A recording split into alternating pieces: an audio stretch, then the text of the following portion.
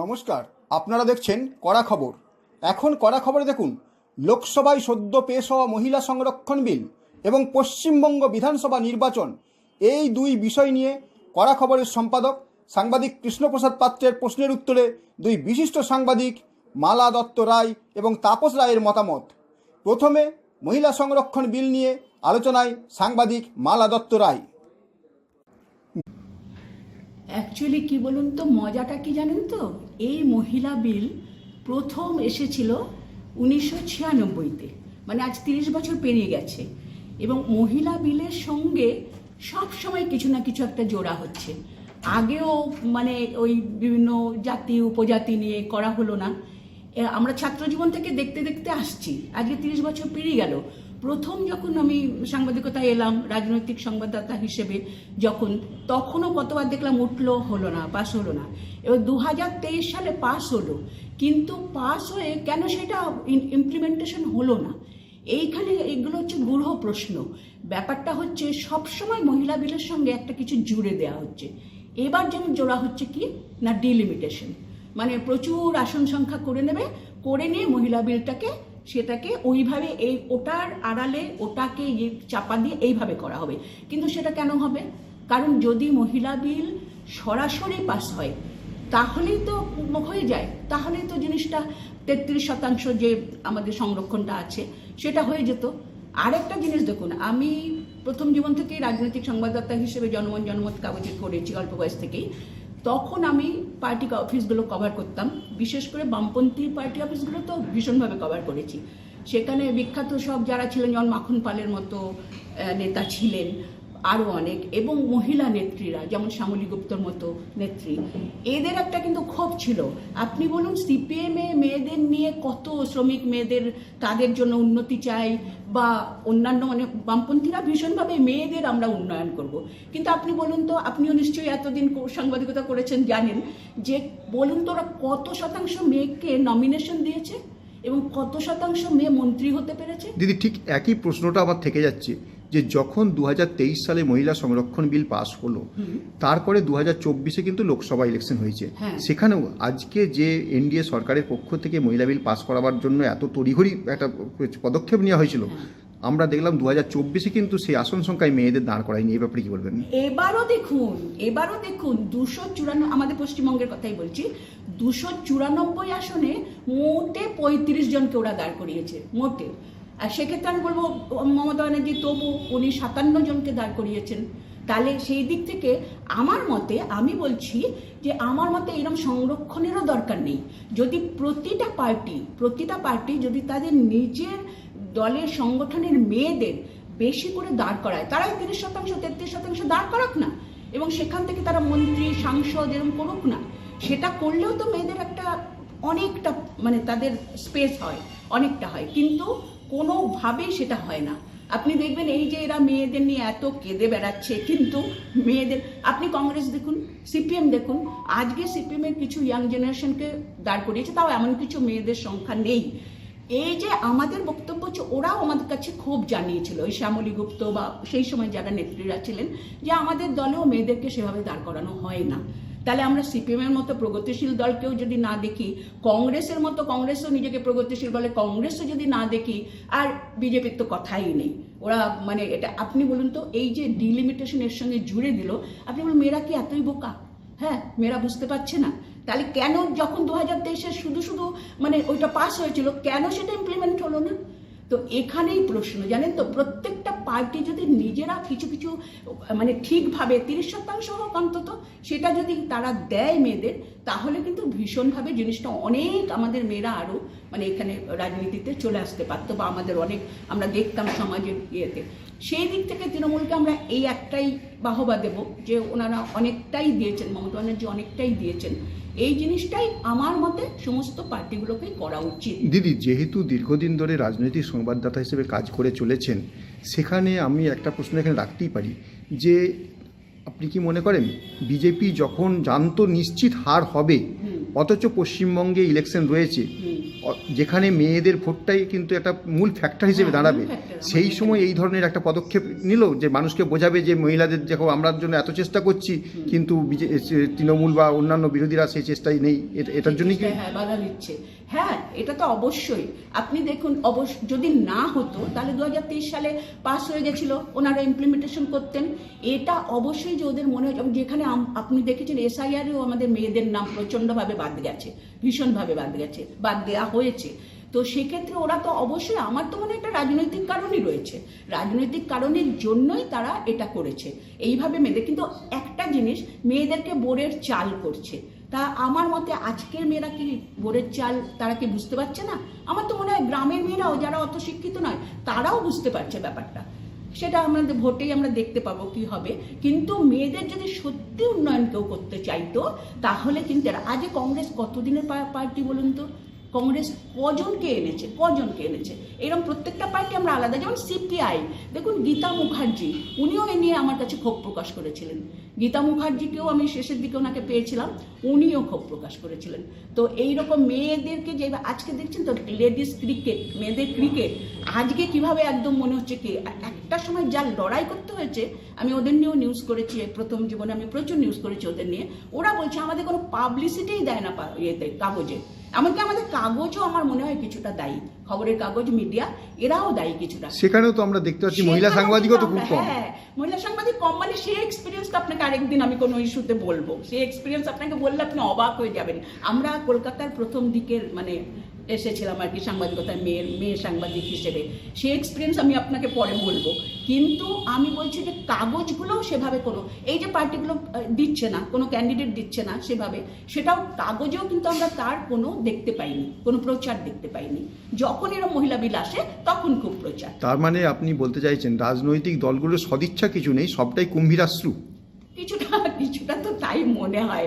সদিচ্ছাটা তো সেভাবে থাকলে তো অনেকদিন আগে থেকে এটা হতো, ইন্দিরা গান্ধীর সময় থেকে এটা হতে পারতো আর কি।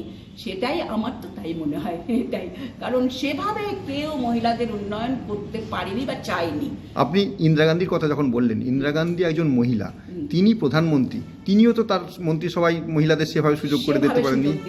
আমি জানি না সে সময় মেয়েরা, একটা কথা ঠিক, সে সময় মেয়েরা অতটা মানে এনলাইটেন্ড ছিল না, এটা একটা সত্যি কথা। সেটার হয়তো একটা বাধা ছিল ওনার।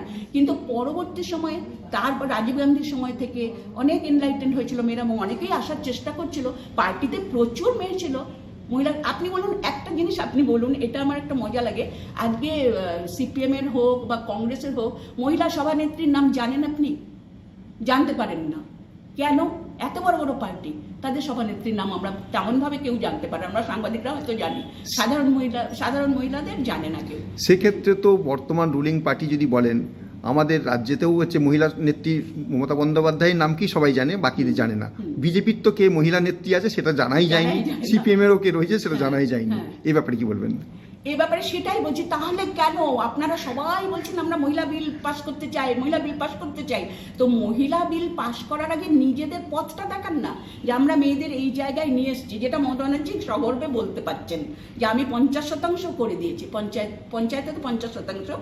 এমনি তো দেখুন সংসদে কত মহিলা, মানে আমাদের তৃণমূলের।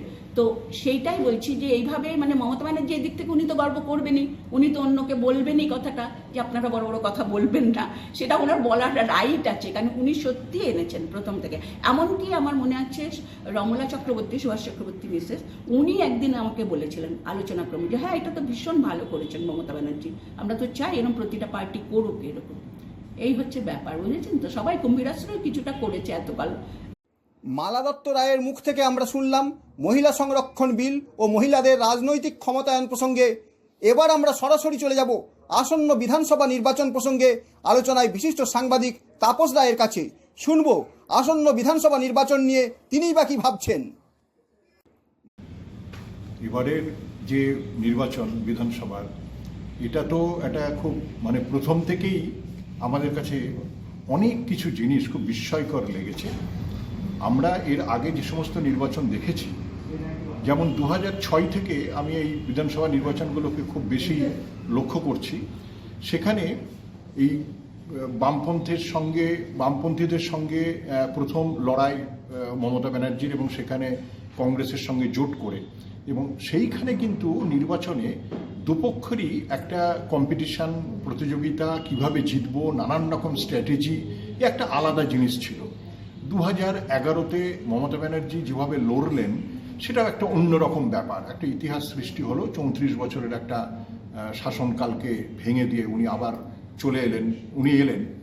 তো এই যে ব্যাপারটা, এই নির্বাচনে প্রতিযোগিতা, নির্বাচনে নানান রকম দেওয়াল লিখন, ছড়া, এইসব দেখে আমরা অভ্যস্ত, কিন্তু এবারের নির্বাচনটি একেবারে অন্যরকম।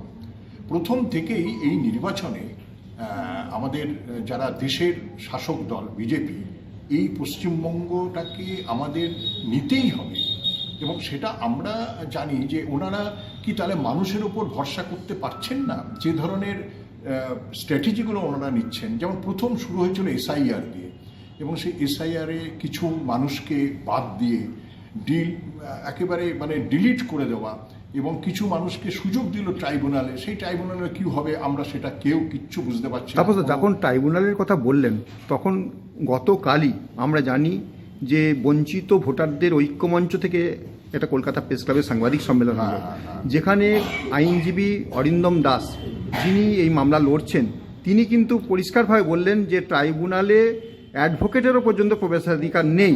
অথচ কালকে শুনানি ছিল সুপ্রিম কোর্টে, সেখান থেকে আমাদের রাজ্যের হাইকোর্টের প্রধান বিচারপতিকে তলবও করা হয়েছে। এই ব্যাপারে কি কত রয়ে গেল? আজ কিন্তু একটি লিস্ট বেরোবার কথা ছিল, এখনও বেরোলো না। এই ব্যাপারে কি বলবেন?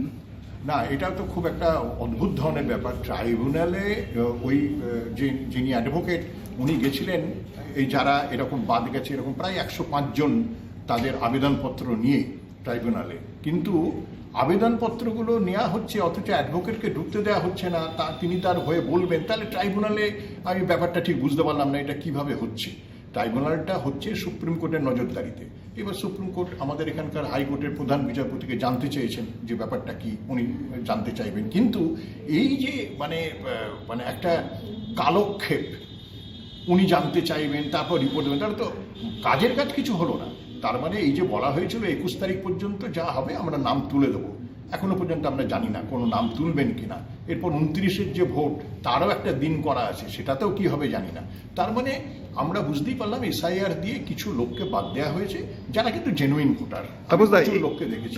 এক্ষেত্রে মমতা ব্যানার্জি একটা অভিযোগ বারবার প্রথম থেকেই তুলে আসছেন যে বিজেপির পরিকল্পনা অনুযায়ী নির্বাচন কমিশন কাজ করছে, এবং ঠিক সেইভাবেই ওরা প্রথম থেকে ঘোষণা করেছিল 1 কোটি ভোটারের নাম বাদ যাবে। দেখা গেল 91 লক্ষ ভোটারের নাম বাদ দিয়ে নির্বাচনের একটা নির্ঘণ্ট প্রকাশ করে দিল, এবং সঙ্গে সঙ্গে লিস্টও বার করে দিল। তাহলে এই যে 91 লক্ষ মানুষকে বাদ দেওয়া, এটা কি মমতা ব্যানার্জি যে অভিযোগটা করছেন সেটা কি খানিকটা সত্য বলেই আপনি মনে করছেন? না, এটা তো মানে কিছুটা হলেও সত্য, কারণ এখানে একটা চেষ্টা এটা করা হয়েছিল বিহারে, আমরা সবাই জানি। এটা মহারাষ্ট্রেও এই একই ধরনের করা হয়েছে, এবং সেখানে বিজেপি ক্ষমতায় এসেছে।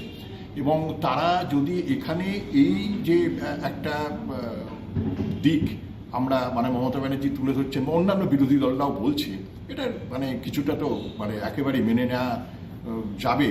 এবং এটা একটা অদ্ভুত ধরনের ব্যাপার যে এই যে টানাটানি, এবং যেখানে আমরা দেখছি জেনুইন ভোটার, তার মধ্যে আমরা এখনো পর্যন্ত, প্রথমে বলা হয়েছিল প্রচুর নাকি বাংলাদেশি এর মধ্যে আছেন, প্রচুর মৃত ভোটার বাদ গেছে, যারা মৃত বাংলাদেশি কিছু ছিল তারা বাদ গেছে, কিন্তু যে অনেক রোহিঙ্গা, অনেক এগুলো কিন্তু আমি তার কোনো যুক্তি খুঁজে পাইনি। এগুলো বলা হয়েছে, কিন্তু এগুলো সবই হচ্ছে একটা আড়াল থেকে খেলা। তাপসদা, এই যে আড়াল থেকে খেলা একটা কথা বলছেন, সেখানে একজন রাজনৈতিক সংবাদদাতা হিসেবে আপনি কি মনে করেন উত্তরপ্রদেশেও তো 2 কোটির ওপর মানুষ এই এসআইআর বাদ গেছে, সে ব্যাপারে তাহলে কি বলবেন? না, উত্তরপ্রদেশে যারা যে বাদ গেছে সেইখানেও কিন্তু আমাদের দেখতে হবে যে কি ধরনের, আমরা ঠিক ওইখানকার যে পরিসংখ্যান সেটা এখনো পর্যন্ত কিন্তু সামনে আসেনি। আমরা শুধু শুনছি বাদ গেছে, ওইখানে কিন্তু ভোট এখনো দেরি আছে। সুতরাং ওটা কোথায় গিয়ে ঠেকবে, কি হবে, কাদেরকে বাদ দেওয়া হলো, উত্তরপ্রদেশে ওদের বাদ দেওয়ার দরকার। একটি নির্দিষ্ট একটি সংখ্যালঘু কিছু মানুষকে বাদ দিলে ওদের পক্ষে ভালো, বিজেপির পক্ষে। এরকম যদি হয়ে থাকে তাহলে তো ব্যাপারটা অন্যরকম। আমি পরিসংখ্যান যেহেতু এখনো পর্যন্ত পাইনি, এটা নিয়ে বেশি কথা বলা আমি বলছি না। কিন্তু আমাদের এখানে এবার যে সমস্ত ব্যাপারগুলো আমরা দেখছি, তার মধ্যে একটা আগ্রাসী মনোভাব, মানুষের উপর যদি বিশ্বাস থাকে, যদি মনে করেন যে আমাকে সব হিন্দু ভোট দেবে, আমাকে মুসলমানরাও ভোট দেবে, এদের মধ্যে অনেকেই বলছেন আর কি, তাহলে কেন এত রকমের ছল চাতুরি এবং ভোটের আগে প্রত্যেকবার এই ইডি হানা, মানুষের কাছে এগুলো একটা অদ্ভুত ধরনের ব্যাপার মনে হচ্ছে। তাপসদা, এখানে ইডি হানার কথা যখন বললেন, আমরা দেখলাম ভোটের নির্ঘণ্ট প্রকাশ হয়ে গেছে, ভোট আগামী পরশুদিনই প্রথম দফার ভোট। ঠিক তার আগেও আমরা দেখতে পাচ্ছি বিভিন্ন রাজনৈতিক দলগুলোর জনপ্রতিনিধিদের কাছে হোক বা অন্যান্য জায়গাতেই হোক, তাদের যারা সহযোগী আছে বা তাদের যারা বন্ধু ঘনিষ্ঠ মহল আছে, সেখানে ইডি হানা চলছে। এই ব্যাপারে কি মনে করছেন? এটাও কি রাজনৈতিক প্রতিহিংসা মনে করছেন?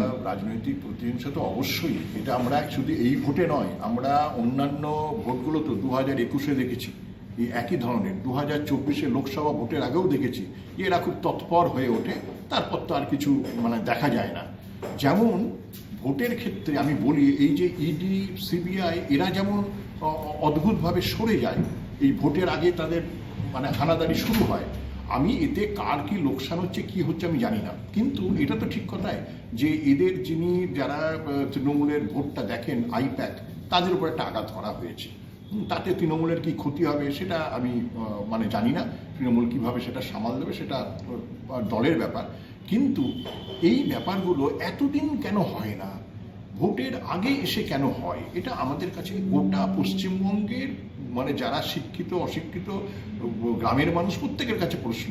তারা দেখে দেখে অভ্যস্ত যে এটা হচ্ছে। যখন এই প্রশ্ন আপনি তুললেন, একজন সাংবাদিক হিসেবে নিরপেক্ষ দৃষ্টি নিয়ে আমাদের সংবাদ পরিবেশন করা কাজ, সেখানে আপনিও নিরপেক্ষতার সঙ্গে কাজ করেন, আমরাও সাংবাদিক হিসেবে সেই নিরপেক্ষতা বজায় রাখার চেষ্টা করি।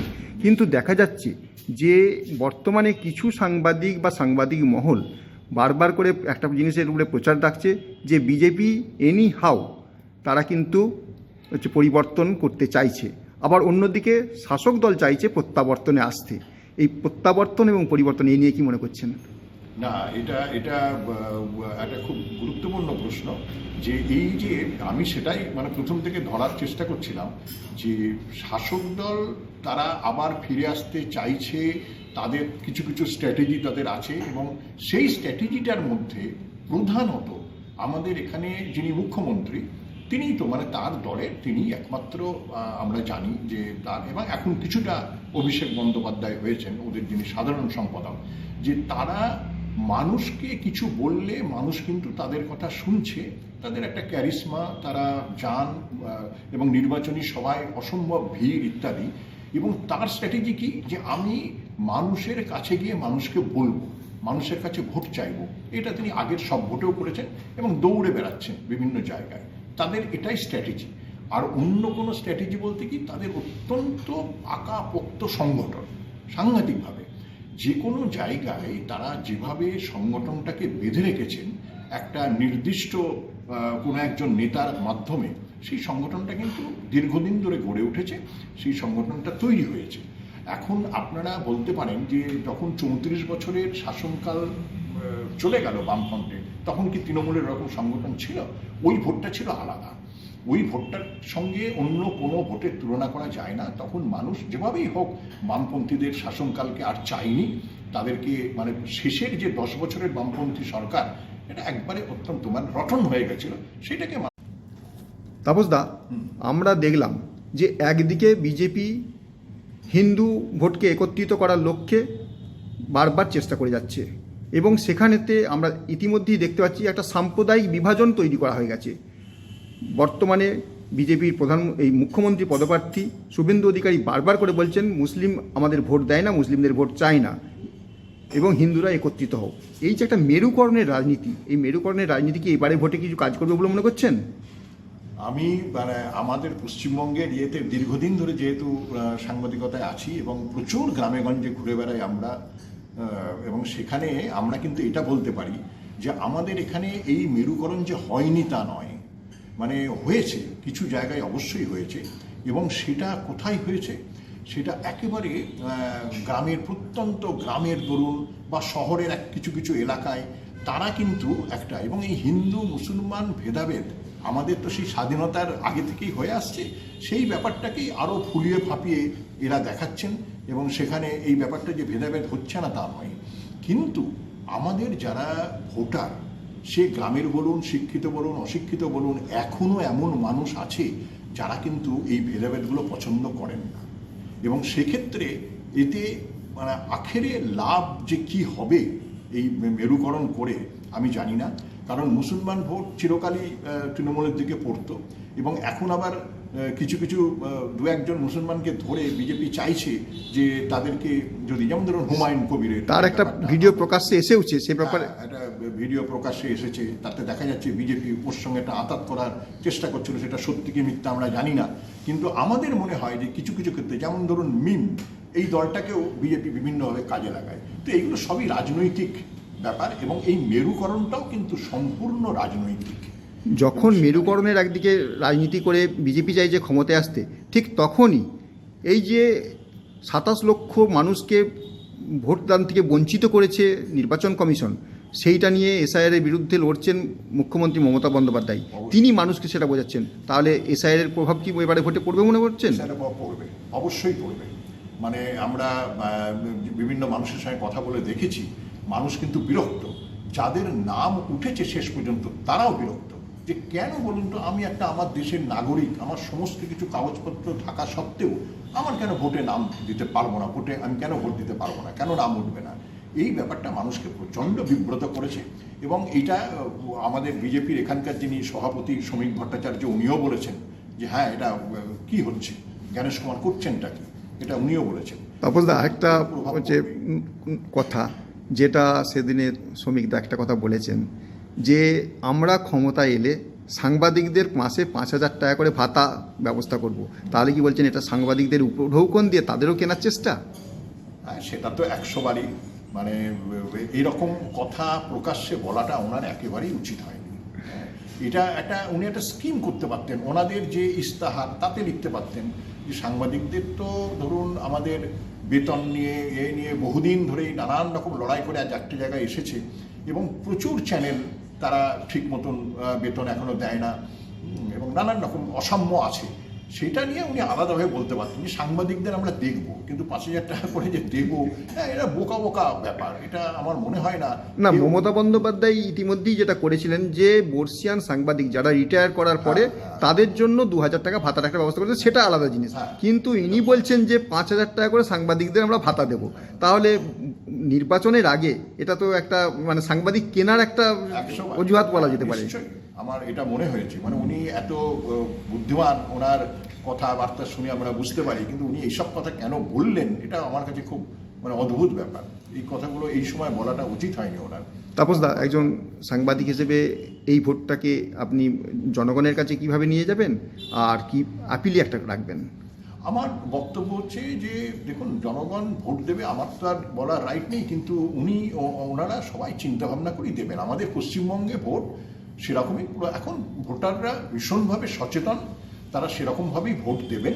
এবং এখানে কতগুলো জিনিস ওনারা মানে বিজেপি যেটা লড়াই করতে গিয়ে ভুল করছে, সেটা হচ্ছে যে বাঙালির যে সংস্কৃতি, বাঙালির যে সাহিত্য, বাঙালির যে শিল্প, বাঙালির যে আচার ব্যবহার, প্রতিদিনের নিত্য আমাদের যে মানে কাল্ট রবীন্দ্রনাথ ঠাকুর, এদেরকে নিয়ে, নেতাজিকে নিয়ে এইসব বাজে বাজে এমন সব ভাষ্য, এমন সব কথা, এমন ভুল বক্তব্য, যেটা কিন্তু আমাদের কাছে একটা খুব বাজে, ওনাদের সম্পর্কে একটা বাজে প্রভাব ফেলছে। এটাই হলো যে বাঙালির কালচারকে না জেনে বিজেপি যদি দিল্লি থেকে চালাতে চায় এই আমাদের এখানকার বিজেপিকে, তাহলে একটা মুশকিল হচ্ছে। এখানকার বিজেপির কোনো নেতাদের উপর ভরসা করে তাদের হোটেলারা আমার মনে হয় অনেক ভালো করতেন। সমস্ত করে প্রধানমন্ত্রী আসুন, তিনি বক্তৃতা করুন, কিন্তু বাংলার যে সংস্কৃতি এটা নিয়ে ভুল বক্তব্য রাখাটা আমাদের কাছে খুবই বেদনাদায়ক। এবারের নির্বাচনে মমতা বন্দ্যোপাধ্যায় এর আগেও বলতেন 294টা ক্ষেত্রে তিনিই প্রার্থী, ঠিক তাকে কপি করে প্রধানমন্ত্রী এসে বললেন ধরে নেন 294টা কেন্দ্রে মোদিই প্রার্থী। এটা কি মানে যুক্তিযুক্ত একটা কথা বলে মনে করছেন? না, এটা যুক্তিযুক্ত কথা না, এই কারণে যে উনি তো প্রধানমন্ত্রী দেশে, আমাদের সকলের প্রধানমন্ত্রী। হ্যাঁ, উনি ওখানেই থাকবেন, উনি তার এখানে মুখ্যমন্ত্রিত্ব করতে আসবেন না। এটা বরঞ্চ উনি কাউকে প্রজেক্ট করতে পারতেন, কিন্তু ওনারা বুঝেছেন যে আমাদের এই পশ্চিমবঙ্গে কাউকেই সামনে রেখে ভোট করাটা বিজেপি করতে চাইছে না, সেই ভরসা। এখানেও সেই মোদি, মানে আমাদের প্রধানমন্ত্রীকে সামনে রেখেই নরেন্দ্র দামোদাস দামোদর দাস মোদীকে সামনে রেখেই তারা কিন্তু ভোটে লড়তে চাইছেন। এবং এখানেও একটা ভুল বক্তব্য, কারণ উনি তো কখনোই, উনি প্রধানমন্ত্রী দেশে, আমাদের সকলের প্রধানমন্ত্রী, উনি কি মুখ্যমন্ত্রী হতে আসবেন এখানে? এখানে এটা মমতা বন্দ্যোপাধ্যায় বলেছেন, ওনার কথা বারে করে নকল করলে, যেমন ধরুন লক্ষ্মীর ভাণ্ডার উনি দিচ্ছেন, এখন কিন্তু মমতা বন্দ্যোপাধ্যায় শুরু করেছিলেন এই ব্যাপারটা, এখন সব রাজ্যে এটা চালু করেছে, ওনারা বলছেন আমরা 3,000 টাকা করে দেবো। হ্যাঁ, এগুলো তো সবই এবং নাম পাল্টে অন্নপূর্ণা ভাণ্ডার চালু হয়েছে। ভাণ্ডার, এগুলো সবই মুখ্যমন্ত্রীর স্ট্র্যাটেজি, আমাদের মমতা বন্দ্যোপাধ্যায়ের, ওনারা আবার নিচ্ছেন। ঠিক আছে, ভালো কথা, কিন্তু আমার মনে হয় এইসব দিয়ে কম্পিটিশন করাটাই ছিল সবচেয়ে ভালো, একটা সামনাসামনি লড়াই। তার জন্য এত স্ট্র্যাটেজি, এই এসআইআর, এই আগ্রাসী মনোভাব, এগুলো মানে আমাদের কাছে পছন্দ। আপনি কি আপনার খবর সরাসরি সম্প্রচার করতে চান অথবা আপনার এলাকার খবর দেখাতে চান? তাহলে যোগাযোগ করুন কৃষ্ণপ্রসাদ পাত্র, ফোন নম্বর 8622800252 অথবা 8282860856 এই নাম্বারে, অথবা অর্জুন সেন সিপিআরও, ফোন নম্বর 9433138840 এই নাম্বারে।